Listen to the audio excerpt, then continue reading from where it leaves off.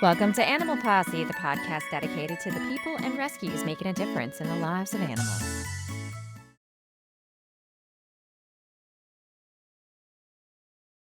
Welcome back, everybody. Today, I am joined by Corinne from Hide and Scratch, a company that's not only creating amazing products for cats, but also finding meaningful ways to give back.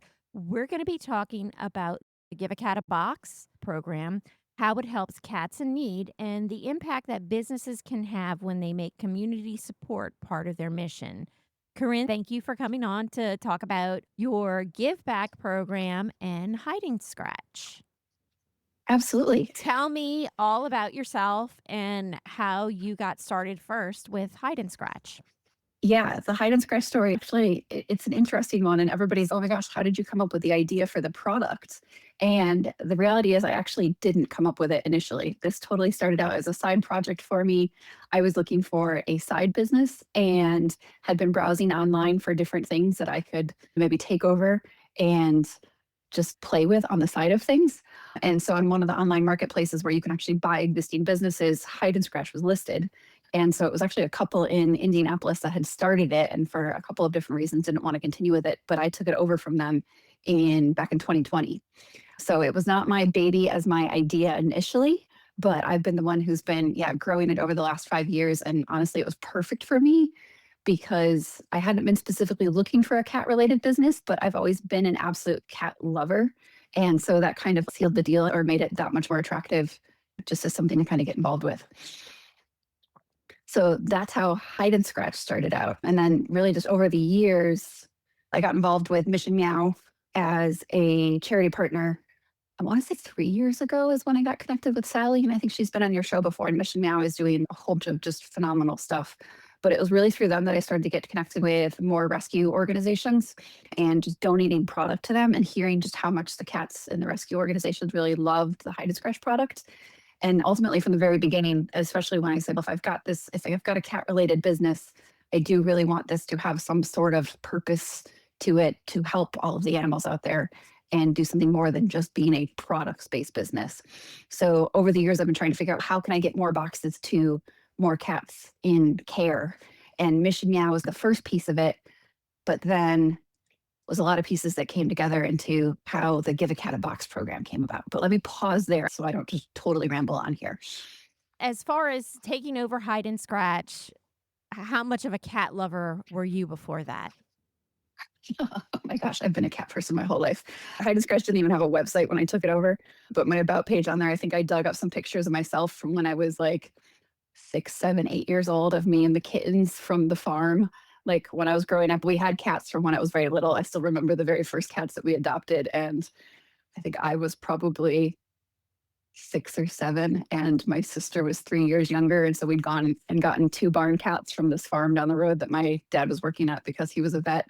And we'd had cats before that. So I had cats my whole life growing up and just absolutely, yes, have loved them. Going away to college was the first time I actually did not have a cat of my own and was very heartbroken about this because I was like, I can't have a cat in a college dorm. And so my mom had told me, she said, well, as soon as you get your first apartment, we'll go get you the cat to have in this next phase of your life. So yeah, I've been a cat person my whole life. How many cats do you have now? So I don't have any right now, at least not any permanent ones. I live vicariously through everybody else's cats and then I foster really as much as possible. I travel too much these days and it just wouldn't be fair to have one kind of full time, although I was very tempted to keep my last foster. I totally fell in love with him. So I have a rotating cast of cats because I'm involved with the rescue organization in my city and they're just constantly looking for foster homes while we find kitties permanent homes. But oh my gosh, it's so hard. It's so hard just to let them go because I just want to keep them all. Yeah, but I understand that with you traveling, and I always try to tell people that too. There's, like, a lot of people that actually want cats, but aren't in the position to have cats. So, I'm always like, "Hey, foster," because it's a temporary thing. You can have them for a couple of weeks, a couple of months, basically however long you want, and you're still making an impact. You get to enjoy cats or kittens. So, it's like a win-win for everybody. Exactly. Although it is also still heartbreaking when you fall in love with them and you've got to say goodbye to them. I have shed tears with absolutely every single foster cat I've had that has gone off to a new home. It is sad, it is, but I guess, like, for me personally, like, I've been doing it for so long, and I know when I first started doing it, it was really hard. But then when Yeah. I was meeting the people that were taking them, and I was like, "Okay, I feel good about these people taking my cats." And, Yeah, for sure. so they go to such good homes, and a lot of the rescues, they really do their work. They make sure that they go to a good home, and so I take a lot of Yeah. comfort in that. Yeah, for sure. That's what I told myself or tell myself each time. Okay, I've had a big part in your life. And yeah, actually, especially if a cat coming off the street. And that was the case with this one kitten that I had, where we actually didn't quite realize how old he was when we had caught him. He was at a construction site and just a lot of traffic around, and it was not going to be a good spot.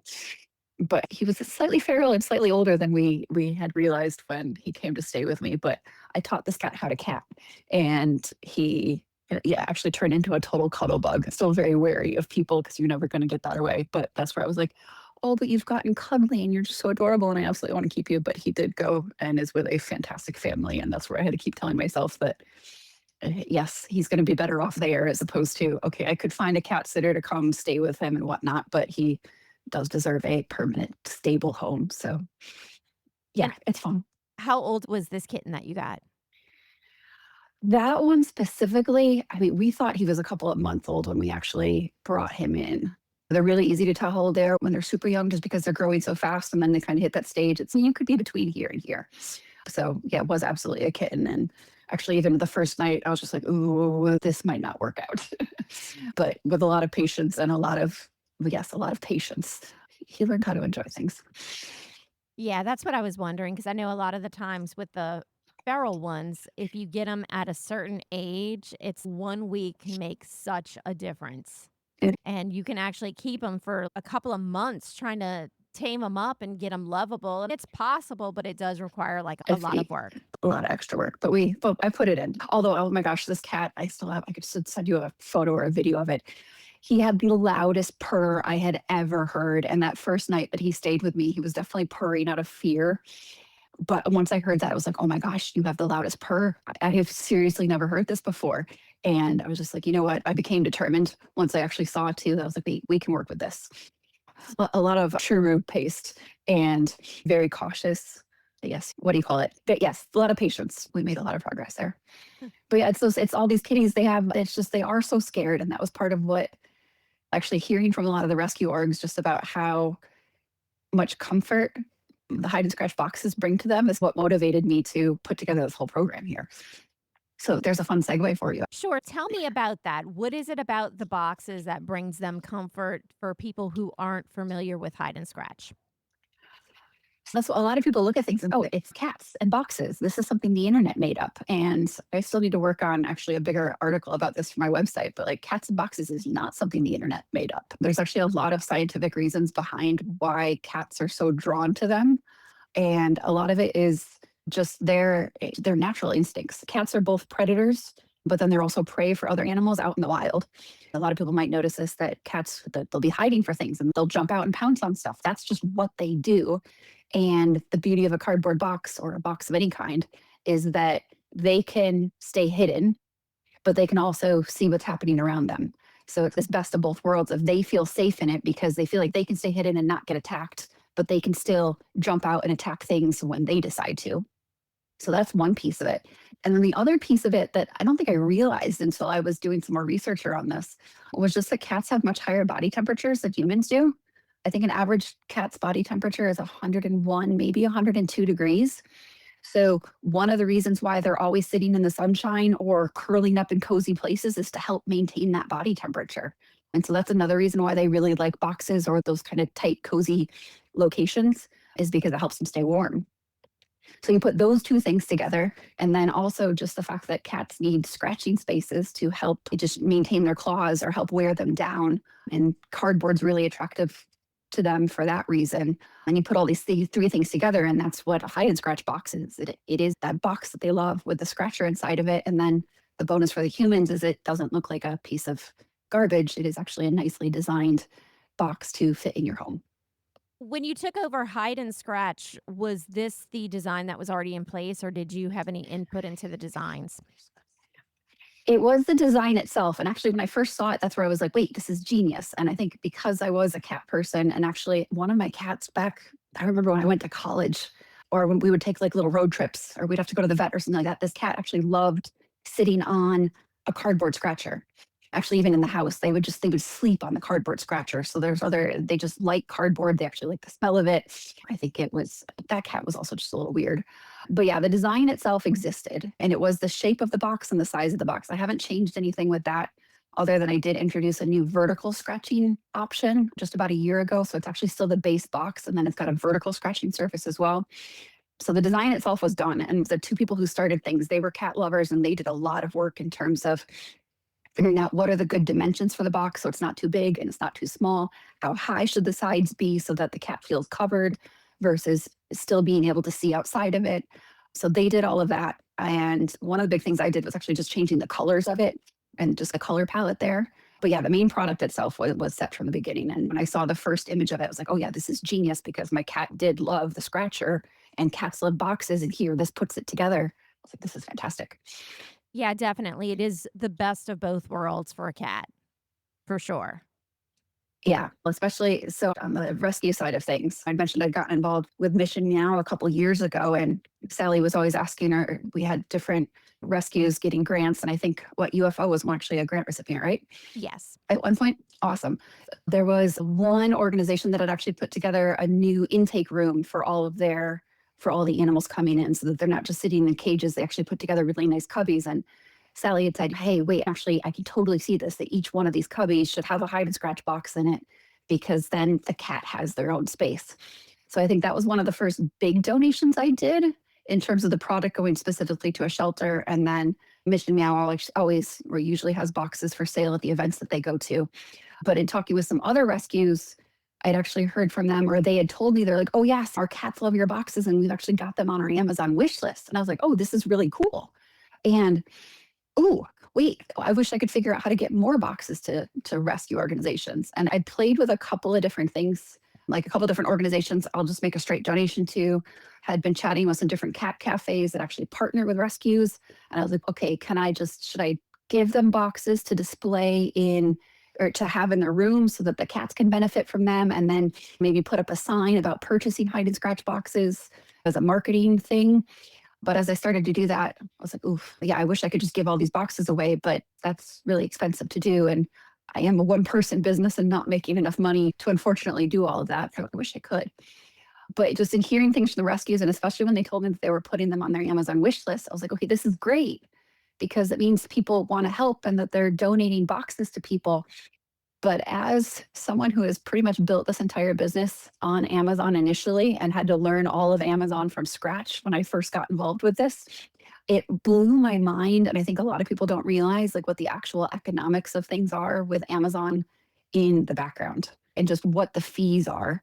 Because a lot of people will say, oh, wait, you sell boxes for $20 a piece? Like you must be making all this money. And I'm always like, ooh, hold up here. Hold up here.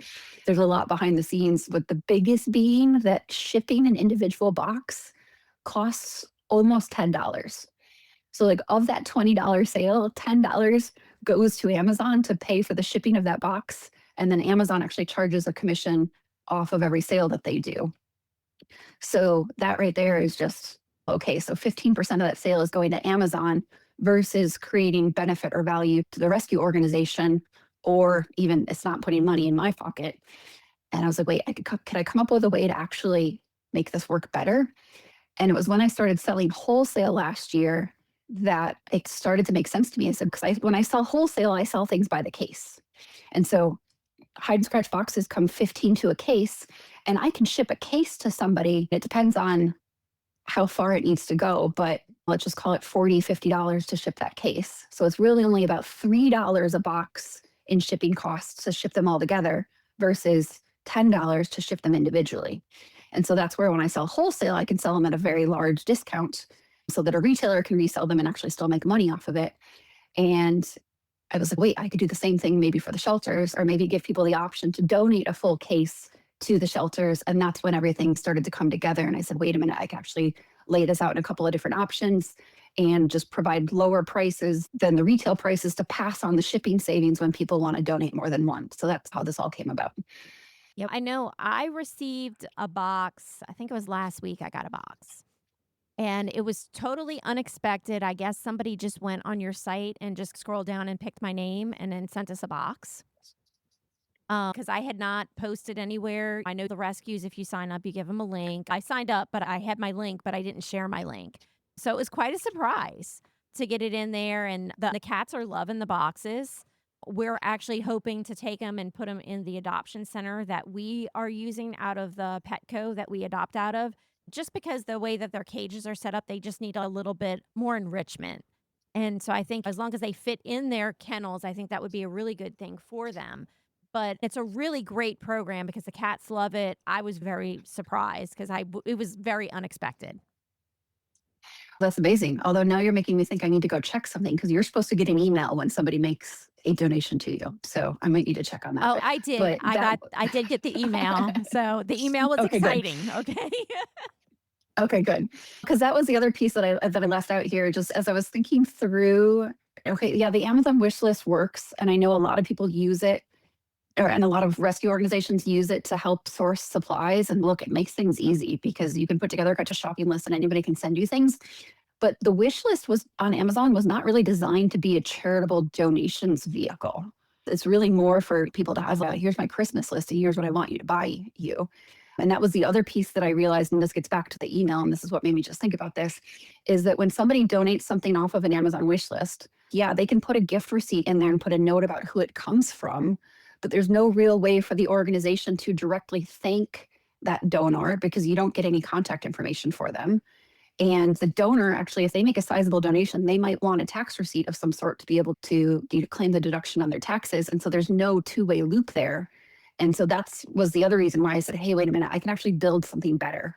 And I've always been pretty tech savvy and have built websites and whatnot. And that's where I was like, you know what, I can actually build a website that will solve all of these things where it'll give, yes, the rescues like you guys the ability just to sign up. And I wanted to make it as easy as possible and then make it as easy as possible for people to, yes, send hide and scratch boxes and toys to the cats who need them, and then build in that feedback loop so that you actually can get that donor's information if they've opted in to give it to you. You can add them to your mailing list so that you can keep them updated. You can send them a personalized thank you note if you want to. And then they can also get a record of the donations if they want it. So that was my objective in putting all of this together. Now, let me ask you to backtrack a little bit and tell me how you first became involved with Mission Meow. Everything with hide and scratch has been, and growing the business overall has always been like, ooh, I should do this. And then it turns into something else, and then it turns into something else. This is actually just how my life works in general.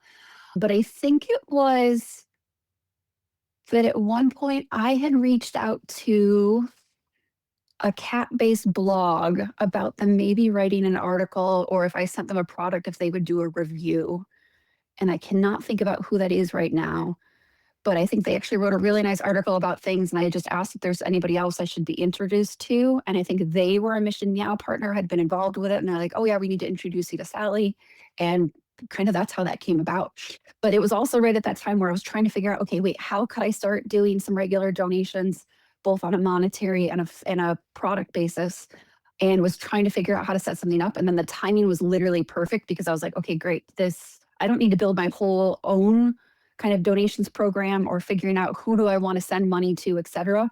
The fact that I can get on board as a business partner there, and they're bringing everything together from all the different business partners and then their own fundraising, was just a fantastic way to meet that objective without honestly creating a whole bunch of work myself. But then look, I went and created a whole new website. So I do create work for myself, but they're working in tandem together now. Yeah, it's really great to have businesses like you supporting small rescues through vehicles like Mission Meow, and then also with what you've designed with the Give a Cat a Box too. Because as you mentioned, I was a January grant recipient from Mission Meow, and it's just so meaningful to a small rescue to be able to get funds to purchase what you need to operate your rescue, or to take on a special project like what we're doing is we were doing the ambulance conversion into a spay neuter clinic. And it just means so much, and it's so great to know that there's so many businesses that are out there supporting cat rescues. Everybody's doing so much good. But yeah, I also really love it was just a no-brainer to me. Once I met Sally and got a better understanding of what they're doing, I love how she's channeling the goodwill from a lot of different businesses and people into specific focused things where yeah, there's always so many expenses for rescue organizations. And if you get $50 here, $20 here, et cetera, okay, it goes to food and all these immediate needs. And it's near impossible to have that build up to be enough to where you can actually undertake a sizable project like the things that the grants fund. And so the fact that they're now enabling organizations to do those types of things is huge because, yeah, food and vet bills are always the most pressing things. And I guess that's also where I love how the Give a Cat a Box program is fitting in as well, where the boxes can really make a difference for cats and just giving them a safe place and making them feel a little bit more comfortable. And you were talking about putting them in the kennels at your adoption center. A couple different organizations have said that they're loving the ability to let the cats use them. And then when the cats are adopted, they actually send them home with that box so that they've got something familiar with them that then helps them make that transition because they don't want to reuse the boxes for a different cat and there's no way to fully sterilize it, that type of thing. But being able to send it home, it's okay, this cat has something that they own and it goes with them. And it's that type of products too that I think they're not the must-haves in a shelter or rescue, but they can make a huge difference in the experience of the cat. So being able to enable those types of donations, like it just makes me warm and fuzzy on the inside. Yeah, and I love being able to find businesses that have the same passions that I do.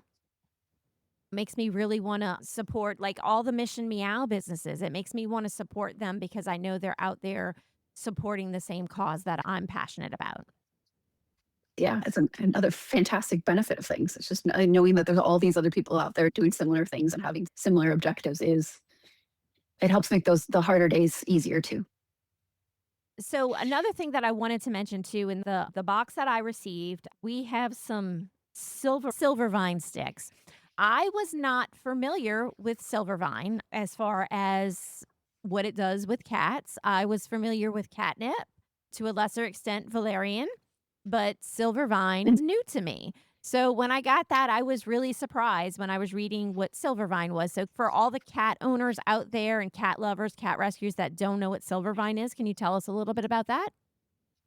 You are not alone. And actually, the first event that I was at where I was selling them and giving them away as prizes, a lot of people were like, wait, what's silver vine? I said, oh, I need to have something that helps explain this. It's similar to catnip. So it is a plant. And yeah, it comes in stick form. I think I have a picture. It's a plant, it's a bush. But just like catnip, which is an herb, and I think some people will have catnip tea on occasion, it's a plant, but it's got, I don't want to call them chemicals in there because they're not quite chemicals, but it's got things in it that are attractive to cats. So just like catnip is an herb and there's like a scientific name for it. This is getting a little bit out of my depth, but it's just another type of plant and it actually has more compounds in it. I guess that's probably the better word. More compounds in it that cats react to than just catnip. So catnip is a singular thing. And then silvervine actually has, I want to say 8 different compounds in it that cats react to. So I guess just like you think about catnip kind of being one type of drug, this one has more types of drugs in it. I don't want to make the comparison to drugs, but I don't know what else better to use there. But yeah, it's something that cats react to. Cats are typically more reactive to silvervine than they are to catnip. Like a lot of people are like, oh, my cat doesn't like catnip at all. And then they like the silvervine. And that was actually the case that kind of helped convince me to start carrying these products is that my mom's one cat, he is a chonk. He is this giant tuxedo chonk that does not get excited about hardly anything. And so I had a whole range of like sample toys that the supplier had sent me. And it was actually the silvervine ball that Sparky decided was the best thing in the world. So you've got the sticks, so they're stick form, and then there's a little powder on the outside of it that's actually ground up leaves, or it's a ground up part of the plant that is even a little bit more potent than just the sticks themselves. And so cats will typically chew on these or they'll just smell them or rub up against them. But then I've also got silvervine balls. And so the outside part of the ball is made of the sticks, and then inside is actually a catnip ball. So you've got the best of both worlds there. And Sparky just absolutely loved this. And I was like, oh, okay, I will be getting some of those. So your order might have only had, yeah, the one in there, but for the larger buckets of donations, if it's multiple boxes, It's got a mixture of both the silvervine sticks and the silvervine balls in there. They were enjoying them because I did test them out. I love it. Now you got me thinking. I saw somebody post a video about it the other day. I don't know if that was you or if that was another rescue organization. I've been like loving all the stuff that's coming out on social media where people are posting how much their cats are loving things and the pictures of things and just the amount of views that things are starting to get. So, for a little program here that launched really only 4 weeks ago, I'm super thrilled with how well this has been going so far. Yeah, that's amazing. It is amazing, especially like I said, I didn't advertise my link or anything. So somebody just went to your site and just randomly picked my name and sent me something. And it's amazing because it's like you said, for only being around for 4 weeks. That's pretty good. Yeah, it might actually be 5 or 6 at this point, but I think I launched things informally, announced them right at the end of April. I can't believe we're in June already. And my initial approach here was that I did reach out to all the Mission Meow grant recipients to enroll them as a pre enrollment before I actually announced things. And so I think I went live with 22 or 24 organizations actively enrolled. And what's been super fantastic so far is actually, as I've been posting things on social media, you might have seen I actually started just a week ago or so, is actually doing a post whenever somebody makes a donation just to thank them. I'm actually going through and doing welcome posts to all the organizations that have been enrolled. So that might have been another way that somebody saw that you were enrolled if you didn't post yourself. I've been going through and doing that. But just by people seeing things, I've grown to 32 partner organizations already because I've got a mechanism that other rescues, if they're not already enrolled and they're interested in signing up, there's a form that they can fill out on the site. I've organically added to the list already. And then my plan is I've actually got a database or a long list of about 1,000 different rescue organizations in the US that I'm going to start reaching out to myself and just contacting them and saying, hey, this exists. I'd love to have you on board with it. There's no cost to you, et cetera, along with just the easy instructions like you got about how they can become a part of the program. Thank you so much for doing that. It's helping so many animals and bringing so much more enrichment to cats' lives. That was the goal.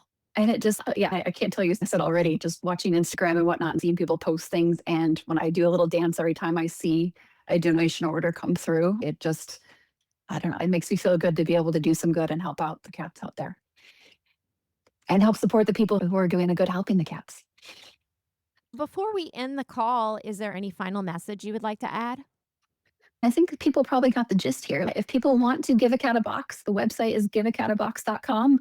If there are organizations out there that would like to be a part of the program, they can go to giveacatabox.com, and down at the bottom there's a link to request to be listed. It's just a super short form to fill out. And I've got plans to add in a form that somebody could suggest an organization, but haven't gotten that part done yet. So if anybody knows an organization that could benefit from this, send them to the website and have them sign up. But I guess I would end on just saying that in the 5 weeks here that things have been live, I included this in my newsletter the other day, but I actually totaled things up. And as of the end of the month, there had been over 150 boxes donated already. So I think I had 30 or so donations. So individuals that had made donations.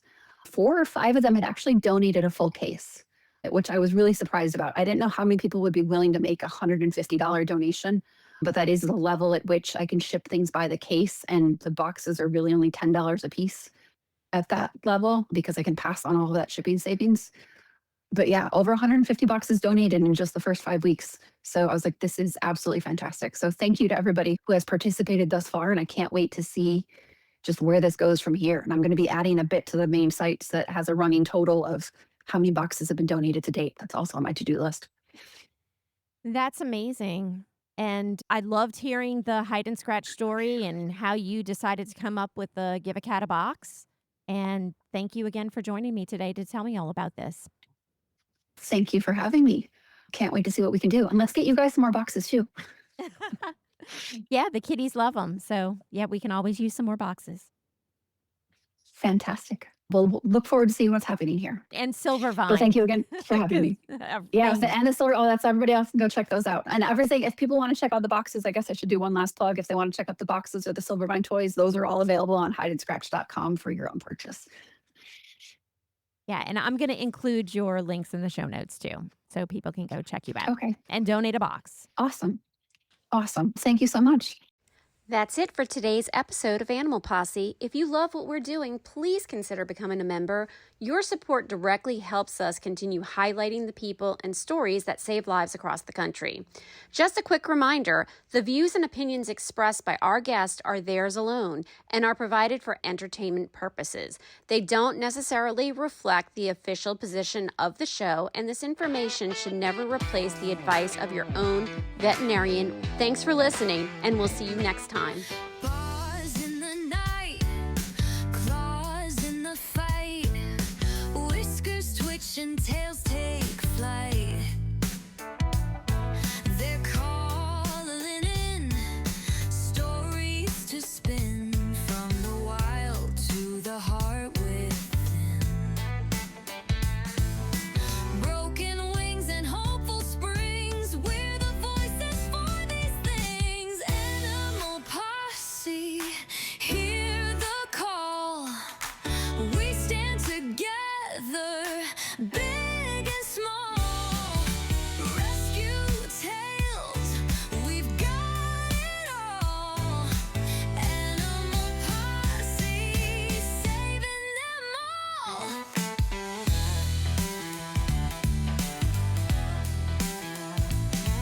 The vet's got tips, the rescuer's grit, the foster homes where love won't quit. From a pup in the rain to a bird in pain, every soul's worth the strain. Animal Posse, hear the call. We stand together, big and small. Rescue tales, we've got it all. Animal Posse, saving them all.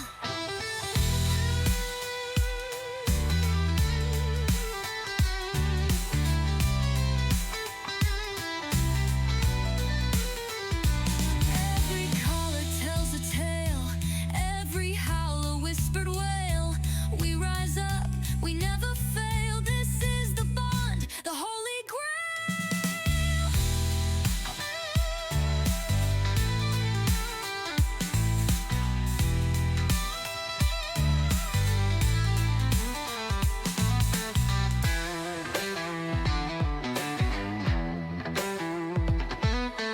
Animal Posse, hear the call. We stand together, big and small. Rescue tales, we've got it all. Animal Posse, saving them all.